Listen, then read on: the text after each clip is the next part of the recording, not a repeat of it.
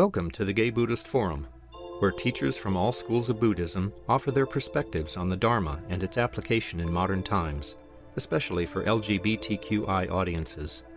These talks are offered freely to the world and made possible by appreciative listeners.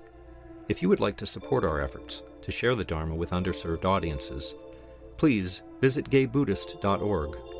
There you can donate, find a list of upcoming speakers, or enjoy many hundreds of these recorded talks dating back to 1996.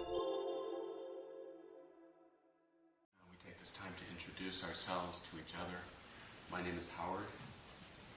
I'm David. Justin. George. Jim. Snake. Jack. Nicholas. Paul. Marty. Doug. Byron. Pratt. Will. John. Joe. Bob. Ed. Peter. Paul. Lee. Stephen. David. Jack. Jim. Bob. Steve. Kevin. Terry.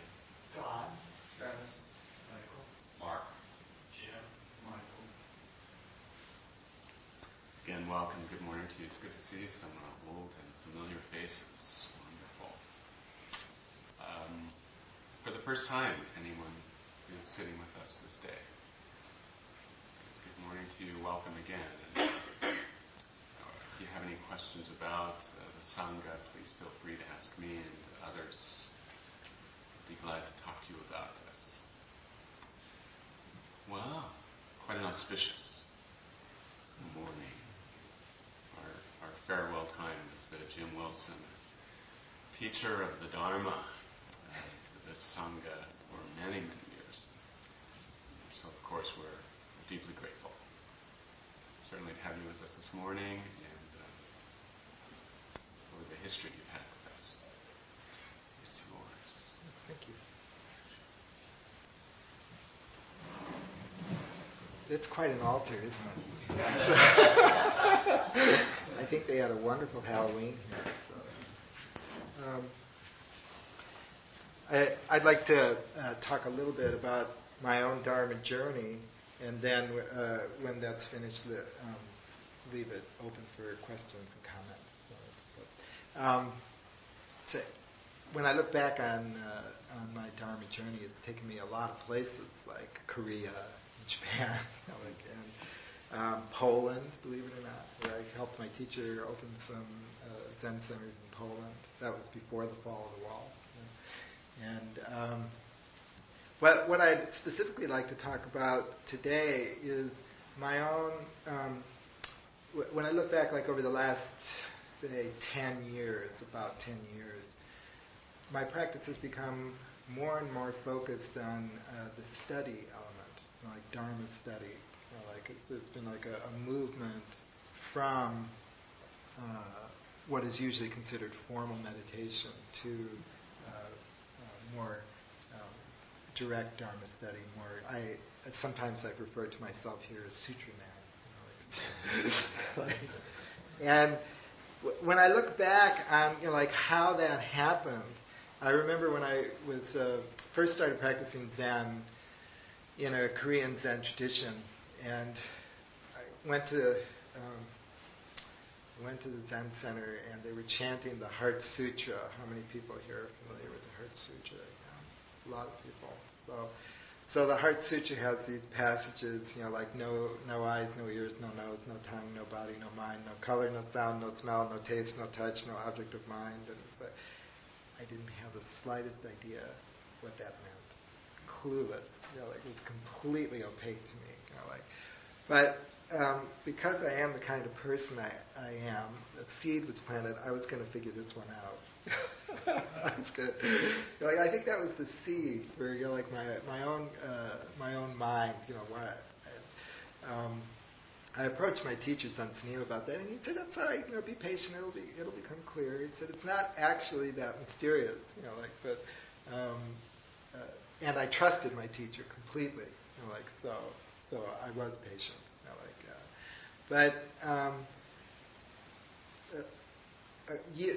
Maybe 5 or 6 years passed, and then I became the abbot of a temple in New York City. And the temple that I was abbot of became the first place that Cambodian refugees from the Pol Pot regime stopped, at our temple. And it took them about 6 or 8 months to set up their own temple, but they stayed at our temple and they used our temple for their own services. This was in the 70s. And so we housed this Cambodian monk who was a Theravada monk, which was a wonderful opportunity for me because he taught me Theravada Buddhism. He taught me metta contemplations. It was like, for me, it was very auspicious. And his approach was very studious. He would give me discourses, and we would study them together, in his room, and so I began to see, another tradition's relationship to the discourses of the Buddha, that they were the basis for practice and the basis for insight and the basis for understanding. That was a wonderful time for me. And it really shifted my relationship to the Buddhist scriptures, because he taught me sort of a way of looking at them and unfolding their meaning and using them as to clarify practice. So I think that was a real turning point for me in my relationship to the Buddhist canon and the Buddhist discourses. Fast forward another, let's say 7 or 8 years or something like that, and I came across, I was working in a bookstore. I had de-abboted, so it was back to lay life, And I was working in a bookstore at the time that Karen Armstrong, who is a wonderful scholar of the monotheistic tradition, she published a book called A History of God, 4,000 Years in the History of an Idea. And when it first came out, I thought, this is impossible. No one could do this. It must be some new age, fluff. But it's fantastic. It is so good. I really admire Karen Armstrong's ability to distill centuries of a particular view and practice into 5 or 6 pages that I could actually understand. And she makes intellectual history exciting. So I picked up her autobiography when it came out, which is called Through the Narrow Gate. And Karen Armstrong at one time was a nun, so we both shared that monastic background. And we had both left the monastic background and re-entered lay life. So I had a lot of empathy, for her practice and her view. And in the early part of the autobiography, she talks about her relationship to study.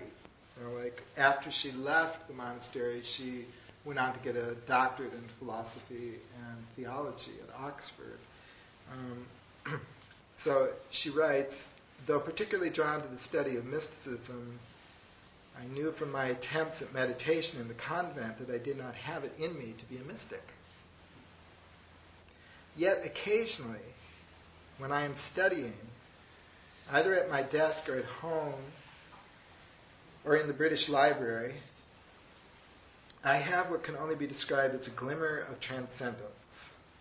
It only lasts a fraction of a second, but it gives one the sense that life has some ultimate meaning and value for that brief moment, in much the same way as a great piece of music or an inspiring poem.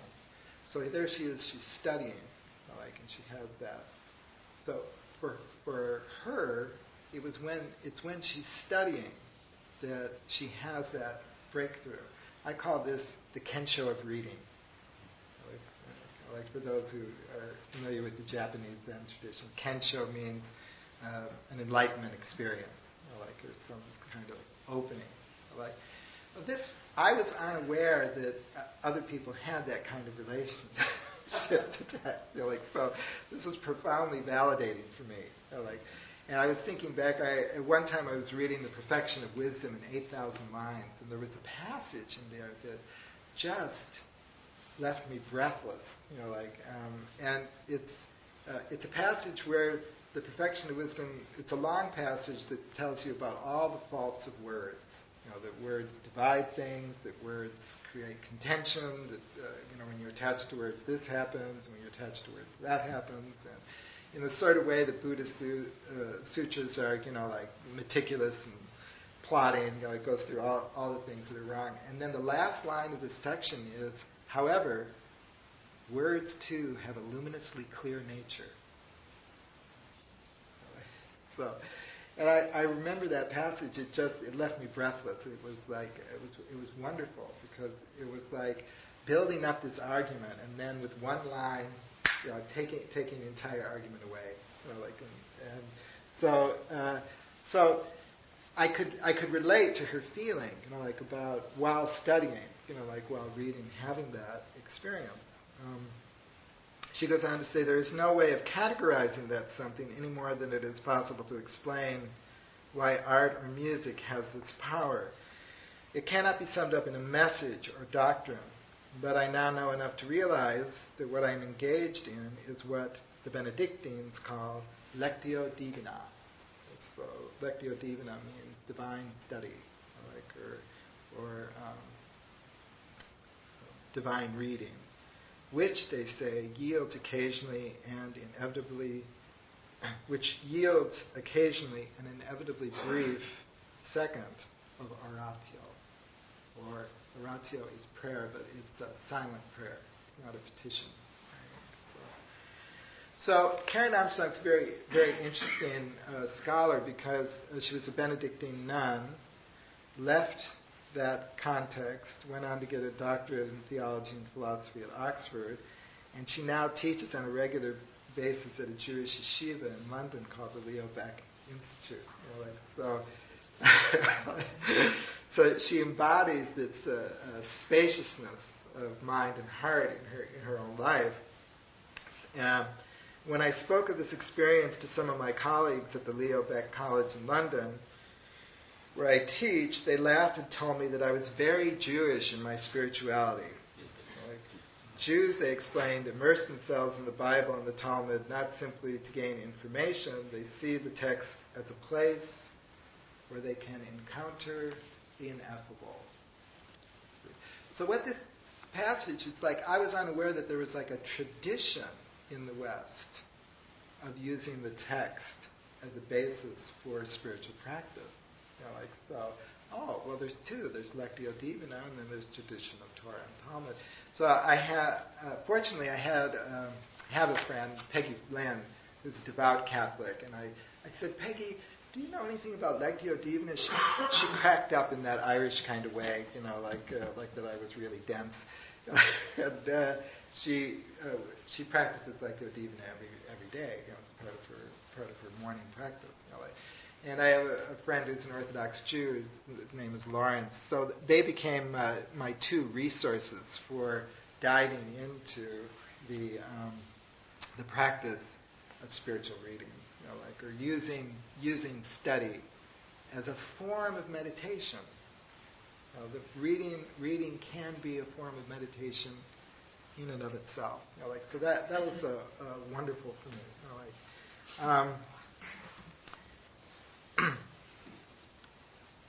And the third tradition I found that has wonderful resources for how to read is the Confucian tradition.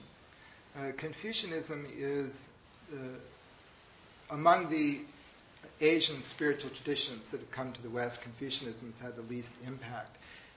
It's not difficult to understand why, because Confucianism has a very hierarchical view of human relationships, which is one that does not fit well into Western democratic ideals.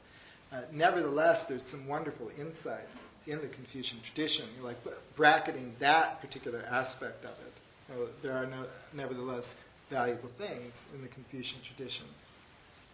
The biggest obstacle to using reading as meditative practice that I discovered is that for most of us, there's a very strong habit of mind about how to read, which is formed when we're in school, and it's reinforced throughout our lives, and it's that the purpose of reading in school is to acquire information, to pass a test, and then to get it over with.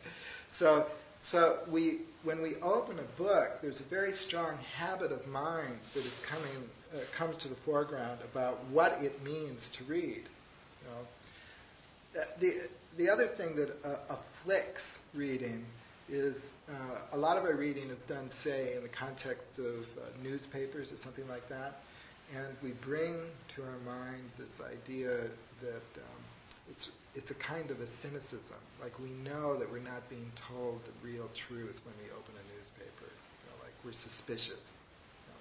That there's always a hidden agenda. And so we tend to dart from story to story and try and get an overall impression. And if you bring that mind to reading, like a spiritual text, like the Buddhist discourses or the Upanishads or the Psalms,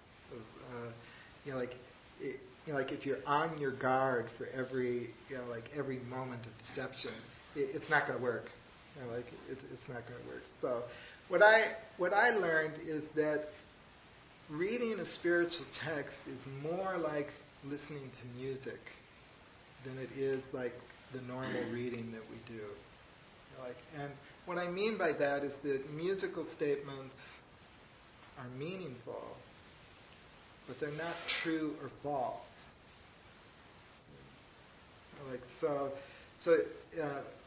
It's like when you read a spiritual text, you need to learn to listen to the song that they are singing.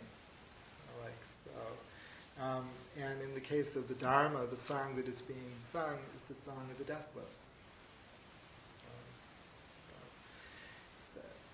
And you need to approach it with that frame of mind. The most important thing that will allow someone to do that is to slow down. Slow down in the reading. One of the things in school that we pick up is we gobble the book. We just tear into it. Because number one, we're probably not that interested in it, and we want to get it over with. And it's like we gobble it because we need to hold on to that information until the test, and so that we can pass the test, and then hopefully resell the book to somebody. The next person who has to endure the class. And so deliberately slowing down, while you're reading, slows down the mind in the same way that the breath slows down when you're meditating, like in Vipassana or Zazen. So when I do my daily reading, I only read 3 to 5 pages. That's it. But reading slowly and contemplatively, digesting what is being said. That's the most important specific suggestion I could give.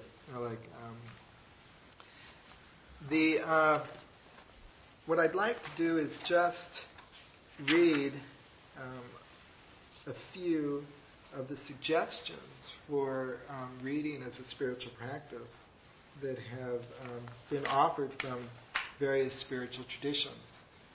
They've been personally helpful to me, and perhaps I have a little notebook. That's part of my studious nature of insights. One person I discovered, Lawrence led me to him, was a Jewish theologian by the name of Moses Maimonides. Some of you may have heard him. And he was a personal inspiration to me because Moses was a layman. When I first approached the Benedictine tradition, Peggy guided me to the rule of St. Benedict, which requires the monks to read every day, Lectio Divina. But it's like if you read that, they spend 3 hours a day on reading. I mean, who has 3 hours a day? I don't know. I mean, I'm working. I have these other obligations. And then that's the minimal amount of reading that Benedict recommends. It's like another job. But Moses was very inspirational to me because he was a doctor. He had a lot of very important clients who could call him at a moment's notice, and he would be required to attend them. He had students, medical students. He was very famous during his own lifetime, and people wrote him from all over and asked him questions about medicine and about theology. He had children, and so he had this very busy life, and yet he always found time for his study. So I thought, Moses Maimonides, he could do it, I could do it. And then I began to think, well, how much time do people spend who are interested in finance on the financial page? And they read the financial page every day. How much time do people spend on the sports page if they're interested in sports? It's about 20 to 40 minutes, would be my estimation. So if you put aside 20 to 40 minutes, read 3 to 5 pages, pretty soon you know a lot about the Dharma. Dharma opens up. So just like somebody who reads the sports page every day can tell you a lot about sports. It sinks in. So it's that steady kind of practice. So here's a passage from Maimonides. It goes, "Of all the precepts, none is equal in importance to study. Study is equal to all the other precepts, for study leads to practice. Hence, study always takes precedence over practice." So that's his view. I mean, you may you can agree or not agree. But I thought, that's very interesting. Study leads to practice. Okay. So he's saying that that study is the foundation for practice. So here's another one from Maimonides. "Possibly you may say, when I shall have accumulated money, I shall resume my studies. When I shall have provided for my needs and have leisure for my affairs, I shall resume my studies. Should such a thought enter your mind, you will never win the crown of study. Rather make the study your fixed occupation. Let your secular affairs engage you casually, and do not say, when I shall have leisure, I shall study. Perhaps you may never have leisure." Maimonides never had leisure, you see. So that's an interesting view. But I really found the Confucian tradition to be my personal eye opener, and the one. It goes all the way back to Confucius himself, and the very first passage in his work, the Analects. The Analects, wasn't written by Confucius, but it was a collection of his sayings that his immediate students put together. So Confucius said, "To learn and then in its due season put what you have learned into practice, isn't that a great pleasure? And to have friends visit from far away, isn't that a great joy? When you're ignored by the world and yet bear no resentment, isn't that great nobility?" So you see, that's the ideal of the Confucian sage. It was imprinted by that very first passage. Someone who takes great delight in study, sharing it with their friends, and is indifferent to whether or not the world recognizes that. And that's one of the big differences between contemplative reading and the kind of reading that we're used to. Our normal reading is very goal-oriented. I want to study this and read this so I will get a promotion, I will get a good job, people will recognize me, people, that's the motivation behind most of the reading we do in school. And it's even part of the motivation behind most of our leisure reading, so that I can keep up with such topic, let's say among my friends or something like that. But in the quest for wisdom, the reading that's done in the quest for wisdom is simply to open the heart and the mind to wisdom. That's a great pleasure in and of itself.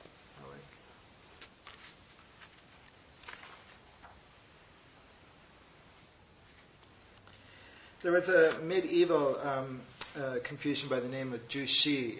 He lived about 1000.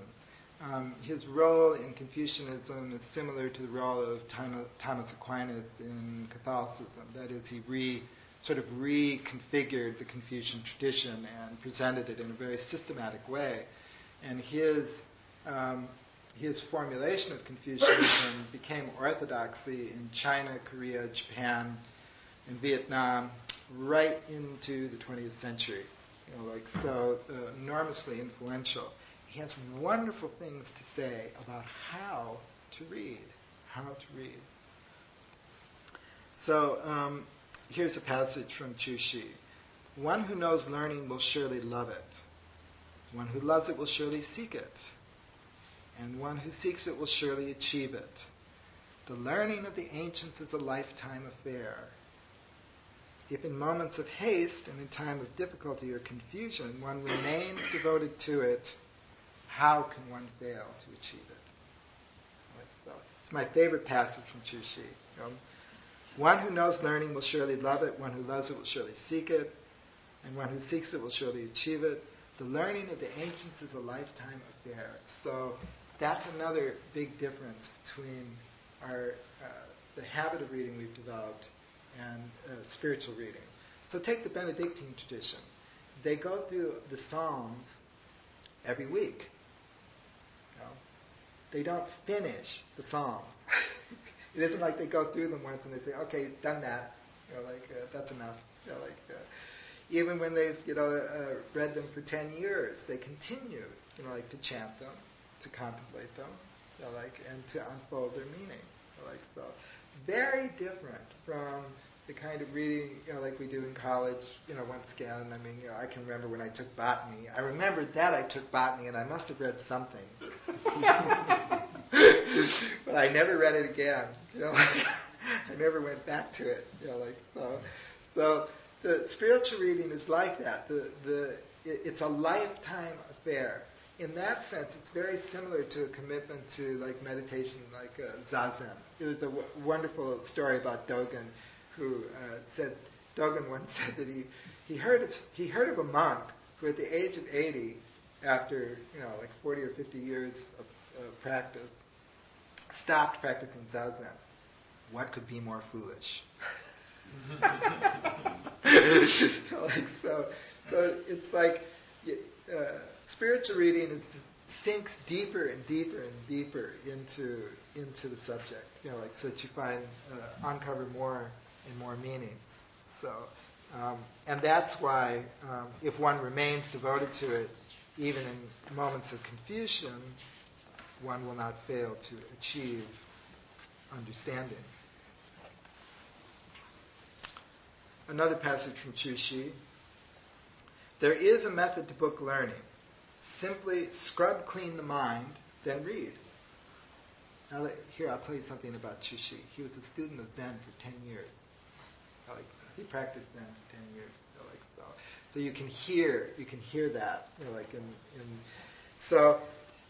What he's saying is, when you're doing the reading of the ancients, or when you're reading the Buddhist discourses or contemplating the Buddhist discourses, don't bring your preconceptions to the text. That's not easy to do. Actually, that's quite a demand.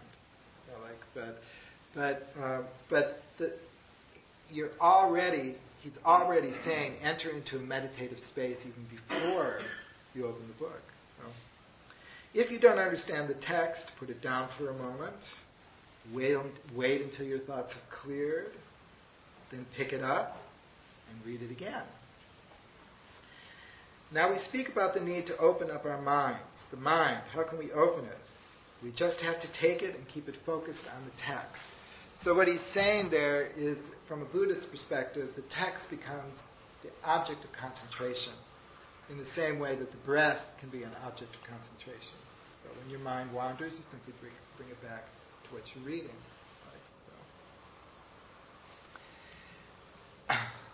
In another passage he says, to read, you should calm the mind. Generally, you can't bore right through the text you're looking at. You have to proceed from the intelligible passages, not from the obscure ones. The words of the sages and worthies often take the form of conversations with others. If they were lofty, obscure, or hard to follow, how would the people of that time have understood? So what his suggestion here is, like, when you're reading something and you come across an obscure passage, remind yourself that often these were addressed to very ordinary people, just like me. So it's probably not the fault of the person who's teaching. And this attitude of humility allows you to use a Buddhist discourse as an opportunity to deepen one's understanding. Instead of automatically saying, well, why didn't they write more clearly, or why didn't they write in a way that I can understand? You turn that on yourself and go, oh, that's not clear to me. I wonder what that means. And then you can have a conversation, conversation with the text.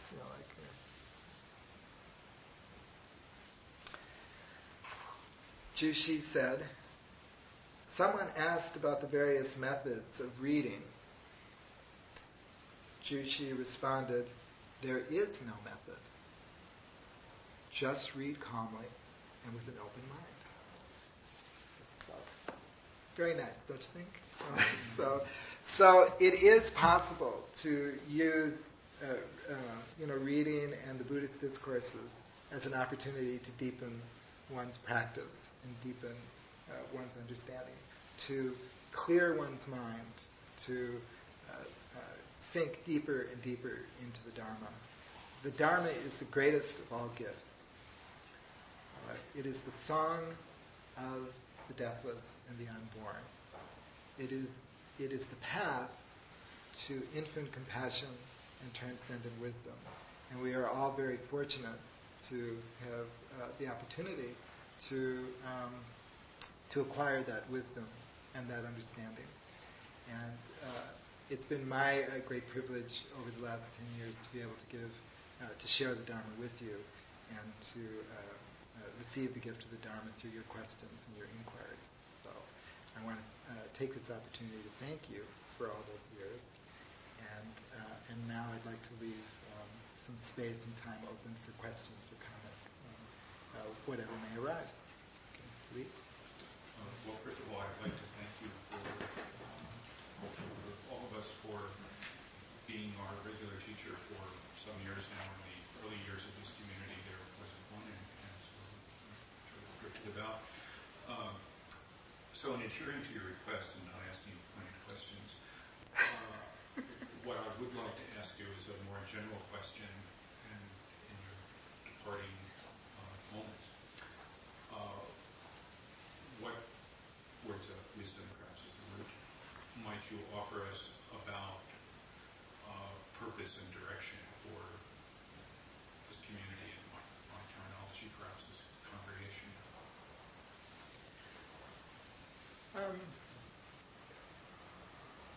Let's see. I guess what I would, just thinking off the top of my head, that it would be a wonderful thing if the GBF could support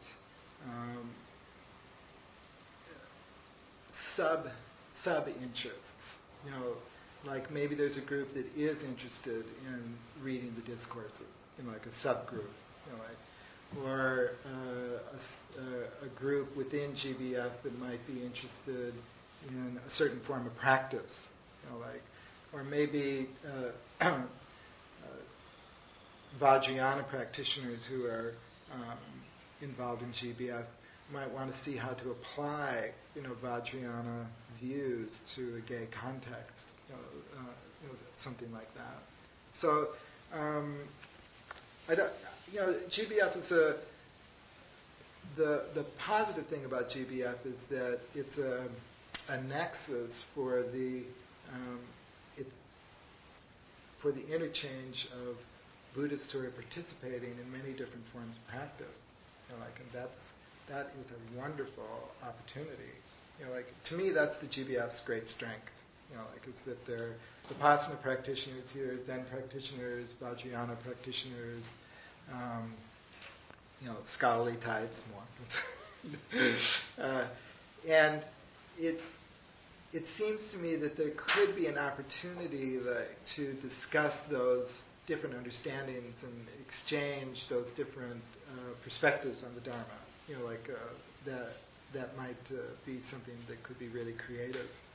So. For example, some Buddhist traditions very much view the Dharma as a gradual, step-by-step approach, and other Buddhist traditions view it as instantaneous.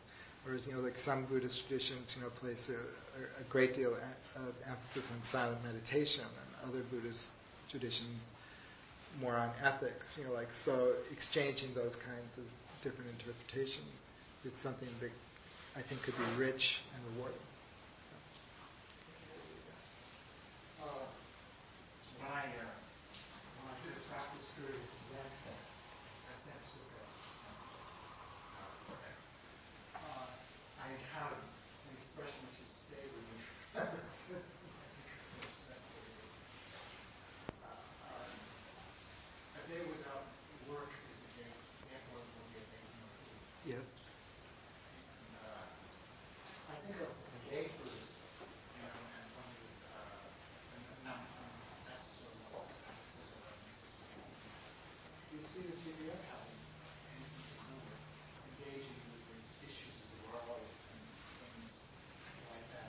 For me, it's Yeah, that. my right to be alive. That's up to GBF. If there's, I know it's sometime there was a period where GBF did something with the what? Hamilton House. For example, still, excuse me. So that's one example, of social service. The day without eating comes from the the golden rule of Bai Zhang. Bai Zhang wrote the monastic rule for Zen. He was a Chinese Zen master in the Tang Dynasty, and the story behind that is when he was an elderly Zen master, the monks hid his agricultural tools, so they grew their own food. Now, growing your own food is a violation of the orthodox Vinaya. An Orthodox Buddhist monk cannot participate in agriculture, because if you participate in agriculture, you kill living beings. It's inevitable. So it's actually for example, when I took the precepts, that was one of the precepts I took. And so already you see a divergence in Chinese monasticism. Bai Zhang was quite elderly. They hid his tools, and when the monks came back for lunch from the fields, Bai Zhang refused to eat, because they were growing their own food. And they said, "Why are you refusing to eat?" And he said, "A day without work is a day without eating." And that became incorporated into the rule of Zen monasticism. So that's the background. You should work in the fields to make your own food? Yeah, that's what he was saying. Yeah.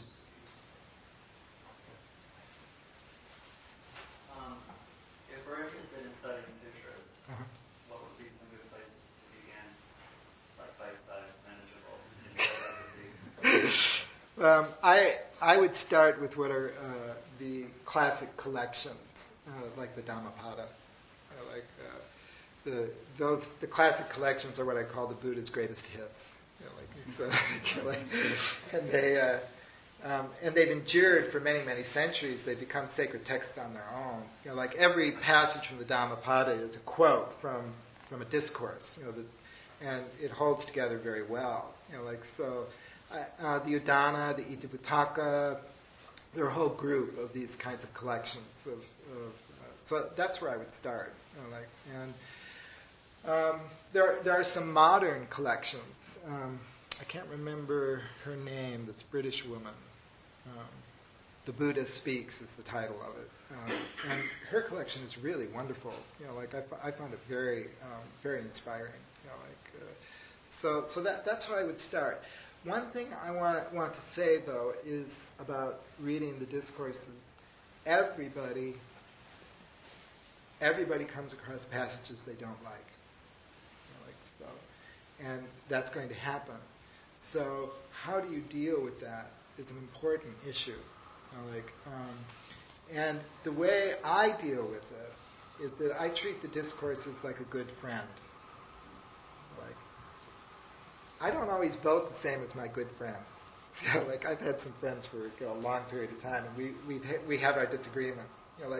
But what I'm getting at is you don't have to agree with everything. And the Buddha, after all, taught, thousands of years ago, social relationships were different. The cosmology was different. There's a lot has happened. So there's going to be views and statements which don't mesh with us. The discourses weren't written down until hundreds of years after the Buddha died. So they contain interpolations, interpretations. They've been translated. By the time you read them in English, they've been translated a minimum of 4 times. So that's a lot. So what you're reading is a report about the Dharma. That's a report that takes place centuries after it actually happened, and filtered through the understanding, the likes, the dislikes, and yes, the prejudices of the people who wrote them down. But going back to my musical metaphor, often when you listen to a long piece of music, say a symphony, it's frequently the case that that one movement is the movement that really sings to you, that really speaks to you, and the rest might be good, but it's really that one movement, or even in a collection of songs by your favorite singer, there's 1 or 2 on an album that's why you bought that album. So it's okay. Another metaphor I use is for reading the discourse is panning for gold. It's there's a lot of dross. There's a lot of dross in the discourses. Nothing that's really execrable, but just sort of not very interesting stuff. So you're panning, and then it's not very interesting, so you set it aside, and then you pan, and it's surprising how frequently there's this nugget of wisdom, which is just just wonderful. And when you're putting aside the dross, it's okay because the scenery's nice, and you have good friends, your sangha, and so it's not wasted time. The other thing is to try and find other people who are interested in the discourses, because I have frequently found that when what I think is dross, another person thinks is a nugget. And so when we come together and we share, it's almost always the case somebody will go, this passage was just, spoke to me, and I go, really? And so it's wonderful to get another perspective. This is a good time for me to mention that I have an online Yahoo group, which I call the Sutra Salon. And people who are interested in the discourses can discuss them, on that Yahoo group. So that's another resource. And if you're interested, you can give me your email at the end here, and I'll be happy to send it. Is there? I know in the Roman times I used Cicero, and I know in the Catholic Church they would use the Bible. But when you would have a problem, they would just open it up and point, and that would be your answer. Does that offend anything in Buddhism, or does that sort of speak to a sense of sacred powers emanating in text? Doris Lessing taught us, and she taught you should never go to a bookstore with a list. Just approach absolutely innocently, and the books you need to read will leap out and land. Really, yeah, I've heard that too. They'll literally fall off the shelf into your head. So I'm not opposed to that kind of thing. I haven't done it myself. Peggy, my Catholic friend, does do that. She says, like when she gets stuck on a problem or an issue, like, and her mind sort of and she realizes that her mind is kind of going in circles, she'll do something like that, particularly with the Psalms. Like she'll open the Psalms and go, like that. And she said even if the Psalm doesn't directly apply to her question, the process of doing that sort of shifts and gets her out of that, that circle. So, like a lot of the Buddhist texts are too, like the perfection of wisdom I don't think would work, like for something like that. Like your point, it goes no eyes, no ears, no nose. But something like the Dhammapada, like might work. Like one of the collections of saints that might work for something like that. Jim, thank you very much. You're welcome. At the end, I'm going to ask you to offer a blessing for us before we depart.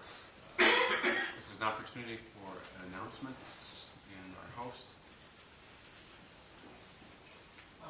Could ask me to remind everyone that GDF is going to have a Thanksgiving potluck at Murray Cole's place. And then there will be a sign-up sheet, I think, next week, but just be thinking about that now. I'm the host today, so there's different varieties of teas outside and cakes. Please do wash your cups after you use them. And we have a dana bowl next to the tea, so suggested donation is $5 more if you can. Best we can. I'd like to draw people's attention to a letter I've written to the community, which is by the dana bowl and the refreshments, entitled "My Heart Aches, I Can No Longer Be Silent." And some of you may have noticed that several of the long-standing members of GDF, including myself, have not been here since mid-August, other than for Jim's talks and retreat, which I was already committed to. And that is what the letter is about. I've attempted, possibly not successfully, to avoid doing some of the things that caused me and some other people to stop attending. I don't know that I've succeeded, but that's been my aspiration. And the letter is really about what I see as the issue and the problem for the community, some of the things, the question that Don asked, the response that Jim had to my question, I think has some bearing on this. And again, my aspiration is to find a solution to this, which I believe exists, that will not increase suffering for anyone, but rather follow the Dharma in decreasing suffering. So I hope that some of you may choose to look at it. It's been sent out on the listserv, but the formatting isn't very good. So there are hard copies there. Today is the steering committee meeting, so anybody is welcome to attend. The steering committee is especially welcome to attend.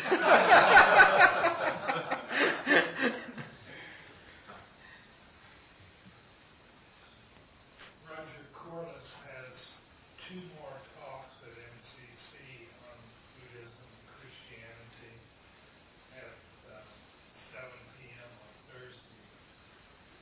If the subject is interesting to you. Any other announcements? There is a sign-up sheet out next to the dana bowl for you guys if you would like to get on the mailing list. Well, it's been a long time since I've been here. Good to see you. So I made this announcement to maybe the new people not complaining. Buddhist gay prisoners, which I want to come and talk about that. And that we but gay Buddhist prisoners like to read books about Buddhism. They do. And so if you have books, if you can make a contribution financially, that would be very good. Or if you have books that you could dispense with, that aren't quite daily reading anymore. very helpful to receive those. And I don't know if my address is in the latest letter or not. Anyway, I just want to put a plea out that it really is very useful to receive these books. And if I can come to the program, I'll share a letter that I have received a manuscript of some books. Very timely, I guess. Yeah. You know, it's a link. And Jim, how would you feel about drawing us into a circle? Oh, yeah. Yes, it's okay. One of my teachers is a PhD anthropologist, Angeles Arian, and she teaches that cross-culturally across the world, indigenous peoples see the season of autumn and fall as the appropriate time of closure. This is the season to finish unfinished business, to say farewell where farewell is appropriate, and to bring to closure that which has been opened. And so it seems somewhat fitting and appropriate with the traditions around the world that in this season we would bring to closure our gratitude to you for your work in this Sangha. And so a bouquet of flowers. Thank you. For the sweet fragrance that you have adorned us with through the years. Thank you. Also a card of gratitude. There was a card that said laughter, which I almost got for you because it's one of the great gifts that you bring in your teaching is your laughter. Although we still need to finish signing it today. So I'm going to hang on to it, but before you leave... I want my card. You must detach from it for a moment. Then we will attach it to you. Okay. So, gentlemen, before you depart, sign that. And finally, we want to offer you a gift.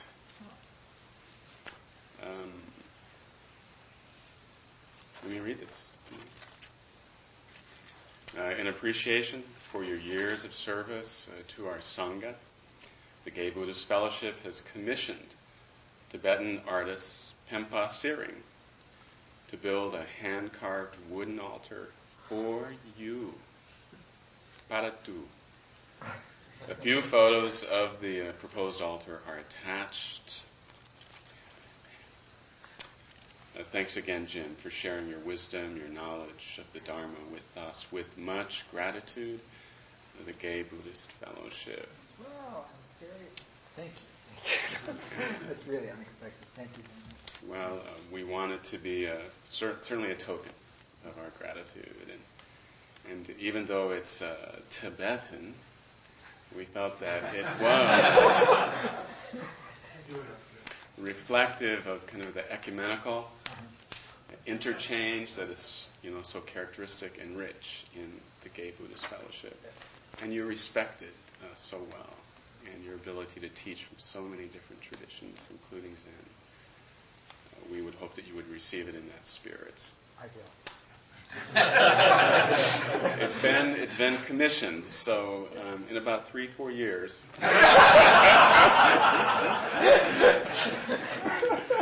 But certainly our hopes is that the altar will be sent to us and that we will have a special ceremony to present it to you. Beautiful. Thank you so much. Thank you, everybody. So closing. Yes, sir.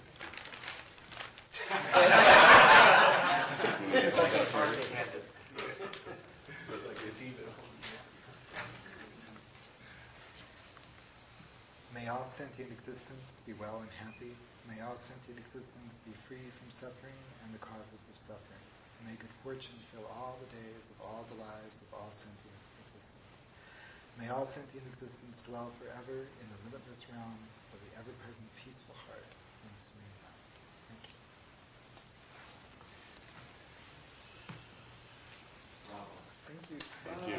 Thank you, everybody.